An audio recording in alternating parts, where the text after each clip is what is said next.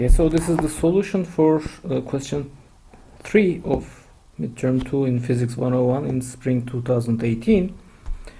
We're asked to find the final velocities of two masses. One of them has 3 times the mass of the other one, moving with equal velocities towards each other, and two kinds of different collisions are considered. One of them is a completely inelastic collision and the other is an elastic collision. So let's start with part A. And what's the initial situation? 3m is moving right with v, m is moving left with v. So what's the total momentum in this case? Total momentum is 3mv to the right from the first vase minus mv. All of these are capital M's, right? mv. So I have 2mv momentum to the right in the initial situation.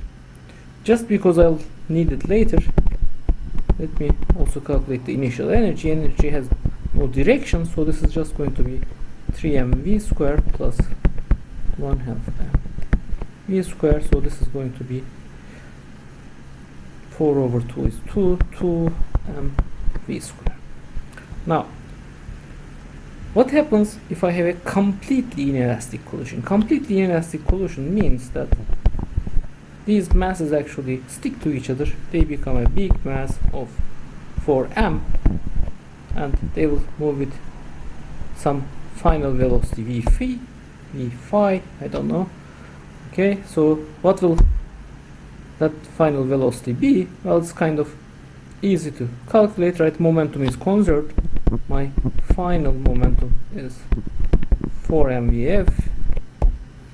That must be equal to my initial momentum. Why is momentum conserved? Because these guys are moving on a frictionless horizontal track, which means there is no net external force on them. That's great. I already have the initial momentum here. So 4mvf is 2v. We find that vf is v of 2. Okay, but that's not what the question asks. The question asks how much energy would be lost if the masses stick to each other. Okay, so what's my final energy? My final energy will be 1 over 2 4m vf squared. So it's going to be 1 over 2 4m v squared over 4 or 1/2 v squared. The lost amount of energy, delta E, would be my initial energy minus my final energy. So initial energy is here, final energy is here, so it's going to be 3/2 v squared. That's the result for part A. What happens in part B? Well, in part B, I need to consider these two objects separately. In the initial case, I had 3mv. Final case, I had mv. Now, let's say that I have 3m moving with v1 after the collision, and m moving with v2 with the shown directions. Okay. So what will be my final momentum? Final momentum will be 3m v1 plus m. You could choose the direction of these velocities arbitrarily as long as you write your equations correctly. Your choice would not matter. You will just find a negative result if you make the wrong choice initially.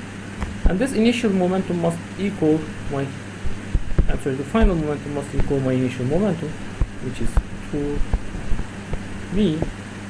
So here is my first equation, 3v1 plus v2 is 2 from momentum conservation. But I have two unknowns now, v1 and v2.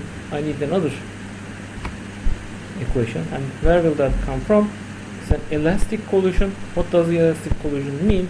Elastic collisions means that my final energy must equal my initial energy. Final energy will be 1 over 2 3m squared plus 1 over 2 v2 squared. that must equal my initial energy. Initial energy was 2 v square. V square. Okay, so let's cancel m's here. 3 v1 square plus v2 square v square.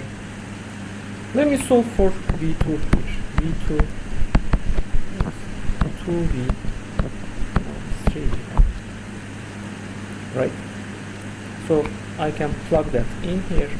Okay, 3v1 square plus 2v minus 3v square. Let's expand this. 3v square plus 4v square minus 4 times 3 is 12 v1 plus 9 v1 square is 4 v square. All v square is cancelled. So I have 12 v1 square is 12 v1, and that's a quadratic equation, and it has two solutions, right? The solutions are v1 is equal to v, or v1 is equal to 0. But remember, energy and momentum can be conserved in another way. If these two objects just pass through each other without hitting, maybe I have the wrong perspective, right? And 3m move with these velocities, that should also be a solution. Which means that's basically v1 equals v is my initial situation. So that is not the solution I want to take. Apparently v1 comes out to be 0. That's what was asked. Final speed of the 3m mass. Apparently 3m mass just stops after hitting the m mass equal velocities. So that's basically the end.